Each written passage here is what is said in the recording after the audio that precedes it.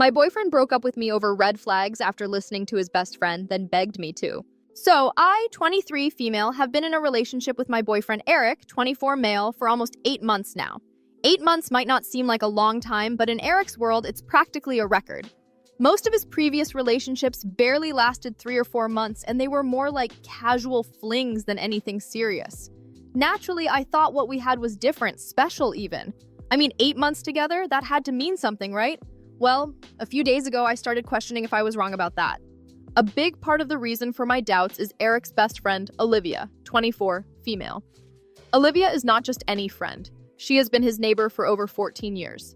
They met when they were 10 years old, grew up together, went to the same schools, and even ended up working at the same company. When I say best friend, I mean she is practically his second shadow. Eric does not make a single decision without consulting her first. And yes, that includes his decision to date me. Here's where things get a little weird. Eric confessed, about 4 months into our relationship, that Olivia had to approve every girl he dated. If she was not on board, the relationship was essentially doomed from the start. He told me this casually, like it was just some quirky little fact about him. Meanwhile, I was sitting there wondering what the hell I had gotten myself into. But by that point, I was already emotionally invested, so I stayed. Looking back, I know it was a bad decision. Had I known from the beginning about his borderline dependence on Olivia, I would have noped out of there so fast. As for Olivia and me, our relationship has been fine, I guess. Or at least it was until a few days ago. We have met a handful of times, and while we are always polite to each other on the surface, there is this undercurrent of tension I cannot ignore. It is like Olivia always has to subtly remind me that Eric is hers first. She does not say it outright, but her actions speak louder than words. Whenever the three of us are together, she has this way of making me feel excluded. It is not even overt. It is more like this passive-aggressive vibe she gives off. At first, I tried to be friends with her. I figured that since she is important to Eric, maybe we could all get along. But it became pretty clear that Olivia had no interest in being my friend. It felt like she had already made up her mind about me, and I was not going to change it. And maybe in some ways, I made it worse. I did not just try to befriend her, I also ended up competing with her for Eric's attention. That probably set the stage for what happened next. A few days ago, I got really sick. I live away from home for work, so I do not have family nearby to help out, and my roommate was on a trip. I was all alone, feeling miserable, and for once, I decided to lean on Eric. I called him and asked if he could come over to help me out. At first, he hesitated. I figured he was worried about catching whatever bug I had, so I reassured him that it was just a stomach thing and he would be fine. But even then, he seemed reluctant. I pressed him on why he was hesitating, and that is when he admitted that he had plans with Olivia. They were going to watch a movie and grab lunch. I was already feeling awful, and hearing that he prioritized her over me just added insult to injury. I had always known that Olivia came first in his life, but having it thrown in my face like that was a whole other level of hurt. In my frustration, I told him he could just go ahead and date Olivia, then hung up on him. I ignored all his calls after that, not because I wanted to play games, but because I was genuinely upset. To my surprise, about an hour later, he showed up at my apartment. He apologized for putting Olivia above me, canceled his plans with her, and even brought me homemade soup. Honestly, that gesture meant a lot. It showed me that maybe, just maybe, I mattered to him more than I thought. We spent the day together, and by the time he left that night, I was feeling a lot better, physically and emotionally. But I guess actions have consequences because the very next day, Eric completely ghosted me. No calls, no texts, nothing. It was like the previous day had not happened at all. I was in a complete panic because I truly believed something terrible had happened to him. I spent the entire day trying to get in touch with him, calling and texting repeatedly, but I could not get through. It felt like my heart was racing the whole time. Every hour that passed without a response made my anxiety worse. I kept imagining the worst-case scenarios, thinking he might be in trouble, hurt, or worse. Then finally, just as I was about to give up and try to sleep, he called me back at midnight, no less. When I answered, something immediately felt off. He sounded nothing like himself. His usual upbeat, playful tone was replaced with a serious, almost cold demeanor. He even sounded upset. After asking if I was feeling better, because ironically, I had been under the weather earlier that week, he said something that made my stomach drop. "You might want to sit down for this." That is never something you want to hear, and in this case, it was exactly as bad as it sounded. He then proceeded to break up with me over the phone. At first, I honestly thought it was a prank. I even laughed nervously, waiting for him to crack a smile or say something to reassure me, but he kept talking. He said it was not an easy decision for him and that it had taken a lot of thought to get to this point. Then he started explaining, or trying to explain, his reasoning. He told me that he had realized my behavior was full of red flags and that he could not see a future with me anymore. I was so blindsided that I could hardly comprehend what he was saying. Red flags? What red flags? I had always gone out of my way to be kind, supportive, and caring, both as a person and as his girlfriend. Nothing about what he was saying made sense. I was completely speechless, which is probably why I did not argue or try to change his mind. I just sat there holding my phone, listening to him say that he could not be with me anymore, and then, just like that, he hung up. It was over. I stared at my screen, numb with shock. My mind was racing to catch up, but no part of it made sense. Just the day before, we had spent time together, and everything had felt fine. Great, even. And now he was saying that my red flags were the problem? I spent the rest of the night crying until I eventually passed out. But the nightmare did not end there. When I woke up and tried to reach out to him for some kind of explanation, I realized he had blocked me on everything. His phone, social media, even email. There was no way to get in touch with him. No closure, no answers, nothing.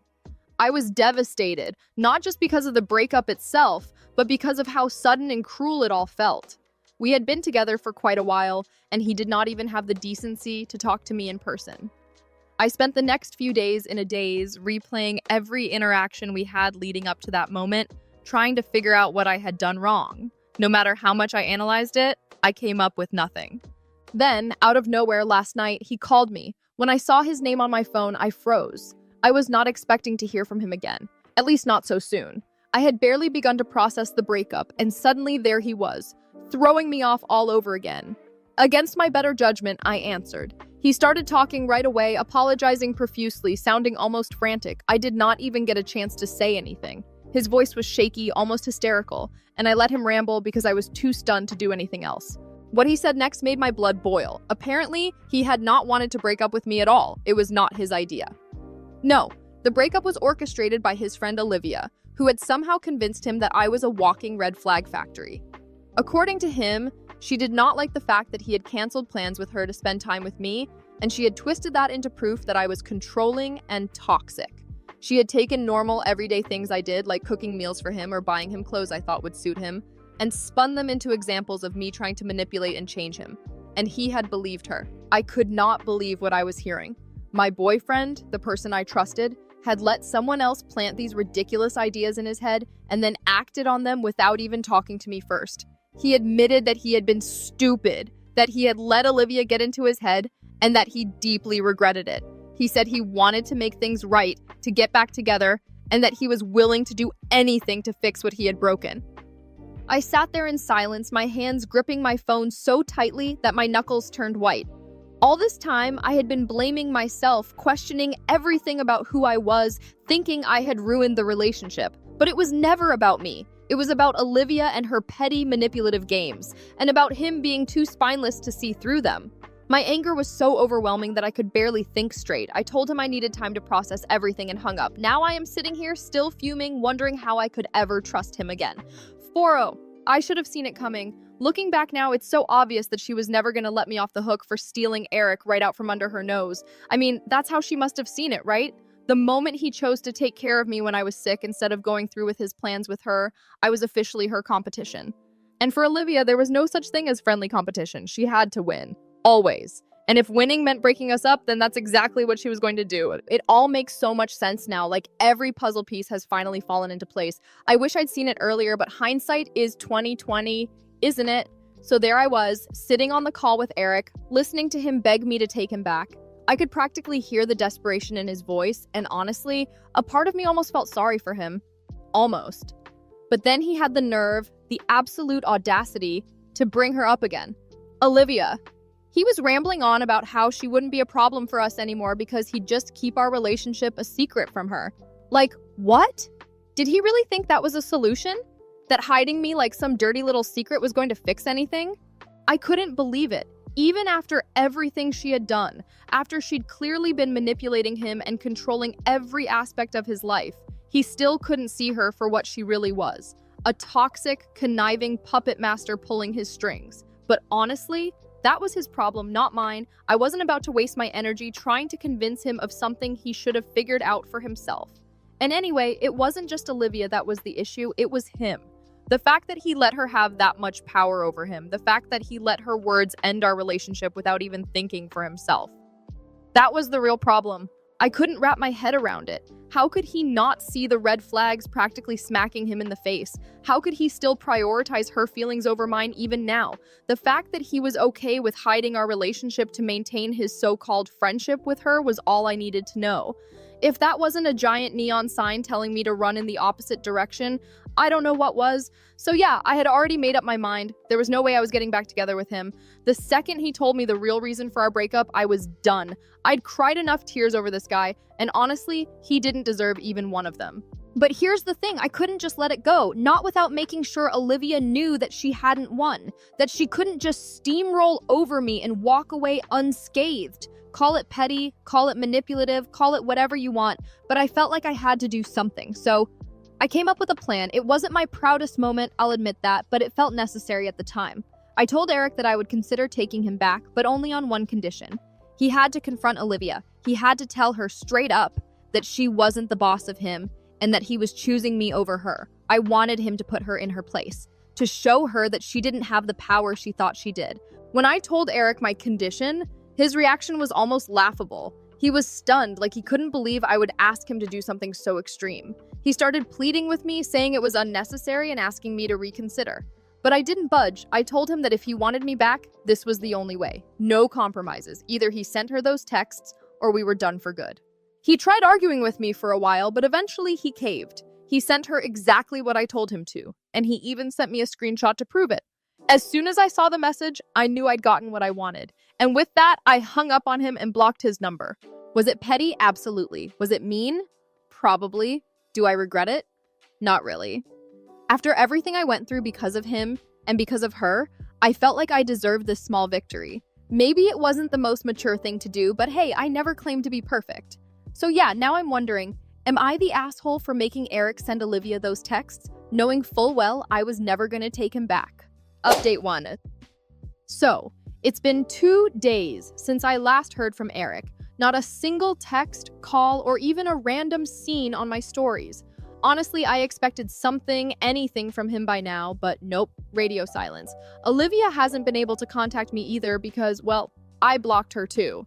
And let's be real, blocking her was probably the easiest decision I've made in weeks. I'm not about to let her invade my space again, especially after everything. At first, I'll admit, I felt a little guilty about what I made Eric do. It's not like it's in my nature to manipulate people, and yeah, lying to him about getting back together just to get my point across wasn't exactly my proudest moment. But then I took a deep breath, scrolled through the responses here, and let myself really sit with it. And you know what? I realized I don't actually owe him my guilt. Eric is a grown adult. He made a choice. He sent Olivia those texts because he wanted to. Not because I twisted his arm or put him in a no-win situation, but because deep down, he didn't want to be with her anymore. That was his decision, not mine. Yes, I lied. I'll own that. But let's not pretend Eric didn't mess with my head first. He had me believing I was the problem in our relationship, like I was the one bringing all the toxicity to the table, when in reality, he was out there taking advice from his so-called best friend Olivia without a second thought about how it would affect me. Or frankly, how it would affect him. It's like he was living in some alternate reality where his actions didn't have consequences, and I was just supposed to go along with it. He'll never know how awful those days were for me after we broke up. I was stuck in this endless loop of self-doubt, overanalyzing every single thing I said or did, wondering what the hell went wrong. It was exhausting. I couldn't eat, couldn't sleep, and every time I thought I had an answer, I'd find another layer of confusion to unpack. So, excuse me if I don't feel particularly bad about what I did. Anyway, I haven't told anyone we broke up yet. I've just been putting it off. Partly because I don't feel like explaining myself, and partly because I don't know what to say. Like, how do you even begin to tell people that the relationship they thought was perfect from the outside was actually a complete train wreck? But I can't keep stalling forever. One of my friends invited both Eric and me to her birthday party, and obviously I'm going solo now. When I show up without him, people are going to ask questions. I can already hear the awkward, well-meaning comments, "Where's Eric? You two were so cute together." And I have no clue what I'm going to say. Maybe I'll go with something vague like, We just weren't right for each other, or it wasn't working anymore. But honestly, that feels so fake. It's not like I can blurt out the full story without turning the party into a soap opera. I guess I'll cross that bridge when I get to it. For now, I'm just focusing on the fact that I'm done with him and everything he brought into my life. It feels like a weight's been lifted off my chest. Sure, there's still some cleanup to do, but at least I'm finally free. That has to count for something, right? Update 2. It has been almost a week since I broke up with Eric, and I honestly thought that blocking both him and his so-called best friend Olivia would mean cutting off all contact forever. I mean, isn't that the point of blocking people? Out of sight, out of mind, right? Well, apparently, I was way too optimistic because, as it turns out, some people just cannot stay away. So, this morning, my phone rang and the call came from a number I did not recognize. Like any normal person who avoids unknown callers, I let it go to voicemail. No big deal, right? But then they called again. This time, curiosity got the better of me, and I answered. Big mistake. The person on the other end? Olivia. Yes, that Olivia. The one person I have absolutely no interest in ever talking to again. The moment I heard her voice, I was ready to hang up. I mean, what good could possibly come out of that conversation? But then she hit me with some ridiculous reverse psychology, saying that if I hung up, it would only prove that I was a coward who could not handle confronting her. And listen, I know I should have let it roll off my back and hung up anyway, but I didn't. It got to me. So, against my better judgment, I stayed on the line. What followed was a total train wreck. Olivia launched into this full-blown tirade, calling me every name in the book and acting like she had been waiting her entire life for this moment. She called me a sneaky little liar and went on about how glad she was that Eric and I had broken up because, according to her, he was way too good for me. Then she dropped the big one. She called me the B word. That was it. That was the moment I officially lost my patience. I completely snapped and told her exactly what I thought of her. I let her know that she was nothing more than a pathetic backup plan for Eric, a consolation prize he kept around just in case things did not work out with someone else. I told her that she would probably spend her entire life chasing off other girls so she could have him all to herself, and honestly, it was just sad. And guess what? It hit a nerve. Hard. The second I said it, I could hear her voice start to shake. She was fumbling for a comeback, but nothing came out. She sounded like she was about to cry, and let me tell you, I was not about to back down. So I pushed even further. I reminded her that no matter how much she screamed at me, the truth was the truth. The other night, Eric had the choice not to send those texts to her. He could have ignored her, but he didn't. And you know what? He chose me. Not her, me. That was the final straw for Olivia. I heard her burst into tears on the other end of the call. And do you think I felt bad for her? Absolutely not. She was the one who called me to try and make me feel awful about myself, and now here she was, crying like a child who lost a toy. The irony was not lost on me. I have no idea if Olivia and Eric are even on speaking terms right now. Honestly, I do not care. But a small, petty part of me hopes she goes running to him to complain about what I said. Let them both come for me again if they want. I am more than ready to put them in their place once and for all. They need to learn that I am not someone they can mess with and then walk away like nothing happened. Here's the thing. If you are comfortable being cruel to others, then you better be prepared to take it when someone dishes it back. People like Olivia and Eric think they have a free pass to hurt others without any consequences, but not with me. Not anymore. Update 3. Hey everyone, so here's what happened after my last post. 2 days ago, I got a call from Olivia, and let's just say it ended in a way that did not go well for her. I had mentioned before that I was hoping Eric would finally confront me about everything because honestly, I was more than ready to tell both of them off. And guess what? That moment finally came today. The whole thing started when a mutual friend of ours, who had introduced Eric and me in the first place, threw a party. She didn't know Eric and I had broken up, so she invited both of us. Naturally, I knew there was a high chance of some drama brewing, but I went anyway because it was her birthday, and I didn't want to let this mess ruin her big day. An hour into the party, Eric walked in. And guess who was clinging to his arm? Olivia. The two of them looked like they were on a mission to pick a fight. I immediately pulled my friend aside to explain the situation and even offered to leave early if things escalated. I didn't want to ruin her birthday by causing a scene. It's just not the kind of person I am. But instead of being upset or concerned, she laughed and told me to stay. Apparently, she was very curious to see the drama unfold in person after everything I had told her. At first, I avoided both Eric and Olivia like the plague. I figured if anyone was going to start something, it would have to be them. I wasn't about to stoop to their level, at least not right away. But if they came for me, I was more than ready to show them their place. And as expected, it didn't take long. About 30 minutes after they arrived, Eric made his move. I was casually chatting with another guy, not even flirting, just having a friendly conversation, when Eric stormed over. He loudly made some passive-aggressive remark about how I seemed to have moved on so quickly. Of course, everyone around us went silent, all eyes on the three of us. He then accused me of being a cheater and a liar, trying to humiliate me in front of the entire party. And there Olivia was, standing behind him with this smug, nasty grin on her face. I swear, I wanted to wipe that expression off her face. But I managed to hold back. Eric kept going, bringing up the phone call from a few days ago. He even tried to claim that I was the backup, saying I wasn't even worth dating in the first place. That was the last straw for me. I laughed, right in his face. Because let's be real, if I remember correctly, it was Eric who came crawling back to me after dumping me for Olivia, only to realize she wasn't all that he thought she was. I decided it was time to set the record straight for everyone to hear. I calmly told Eric that both he and Olivia were way out of their league when it came to me. He should have considered himself lucky that I even gave him a chance in the first place, because quite frankly, he was nothing more than a spineless puppet that Olivia controlled. I told him no other woman would ever want him because he lacked the backbone to stand on his own 2 feet. And Olivia? Well, she was just sad and insecure, desperate enough to try and break us up by any means necessary, even using a fake phone number to contact me. By the time I finished, the room was dead silent. Eric was glaring at me, speechless, and Olivia, unable to come up with a real comeback, resorted to hurling expletives at me. She got all up in my personal space, clearly trying to provoke me into hitting her, but I wasn't going to give her that satisfaction. I just stood there, letting her unravel while everyone watched. Eventually, Eric had to physically drag her away because she was having a full-blown meltdown. As they left, the whole room burst out laughing. My friend came over, gave me a big hug, and told me I was a total badass. The rest of the night went off without a hitch. We drank, danced, and had a fantastic dinner to celebrate her birthday. I feel so much better now. I got the closure I needed and showed them both that their sad attempts to humiliate me only ended up backfiring. Honestly, I hope they stay together because no one else deserves to deal with their mess. Update 4. Hey everyone, here's the latest tea. Okay, so here's a quick but juicy update for you all because life just keeps serving the unexpected. Brace yourselves. Olivia and Eric are officially in a relationship now. Yes, you heard that right, folks. Olivia and Eric. Can you even believe it? Honestly, I am still laughing about it because, well, didn't I literally call this?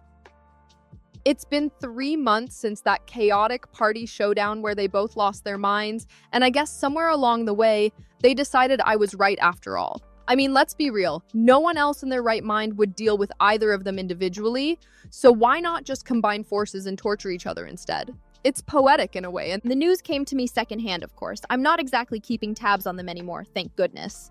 A friend of a friend mentioned it during a casual conversation, and honestly, it just felt like the universe tying up some loose ends. I wish them well, I guess.